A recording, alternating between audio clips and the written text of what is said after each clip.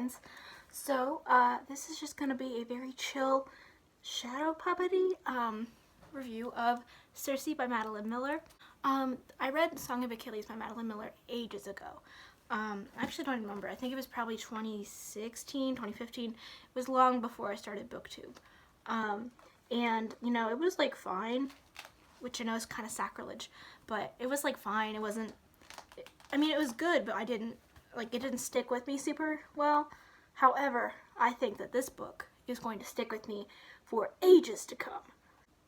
I think that the way Madeline Miller reclaims the idea of Circe kind of being a bit of a villain from, oh my god, I read the Odyssey my freshman year of high school, and that is very painted, like, it definitely recognizes her intelligence in a way that I was surprised by, but she's just kind of like another obstacle for Odysseus, but having her be the whole story is just incredible.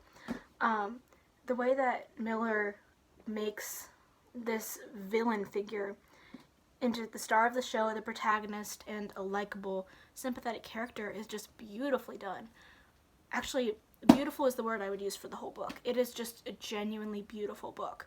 Some lines are so lovely that you just want to like sit there and drink it in. That the idea that this line could even exist is just, it's amazing. It's really beautiful. It's very lyrical, and I read it all in one sitting. And it's a chunky little buddy. He's like 400 pages, so yeah, she's 400 pages and I read her in one sitting, so I think that's pretty high praise.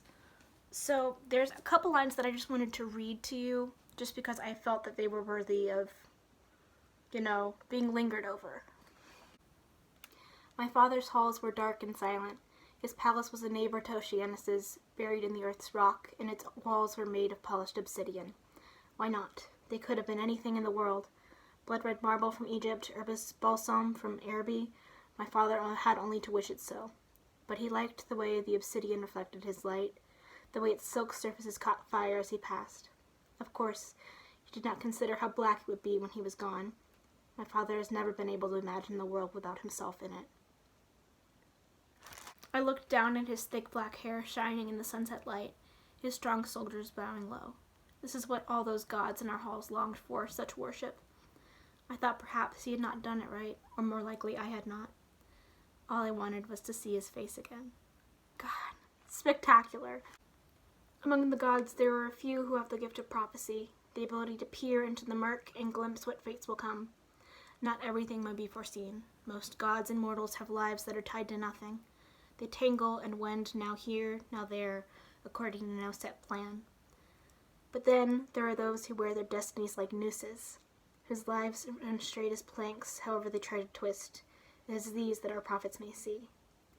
God, the line, there are those who wear their destinies like nooses, that is enchanting. I mean, maybe this is like an obvious thing to say, but this book is deeply feminist.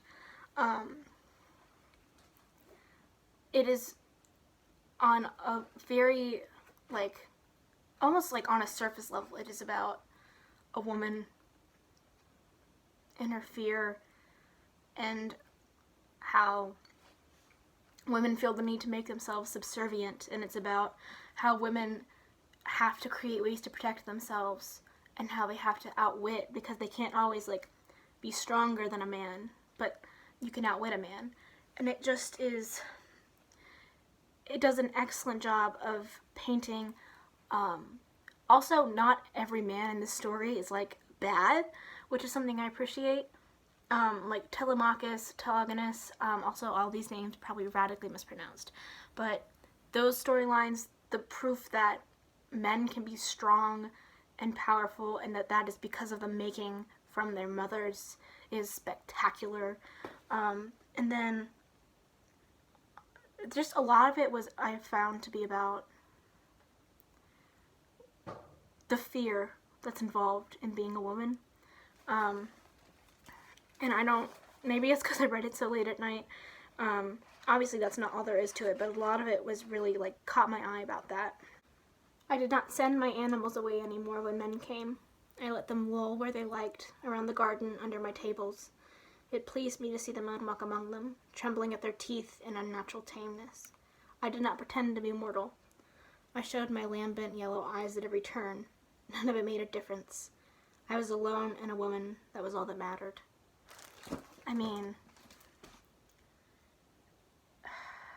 I have a really good feeling about 2020 as a reading year for me, because this was a 5 out of 5.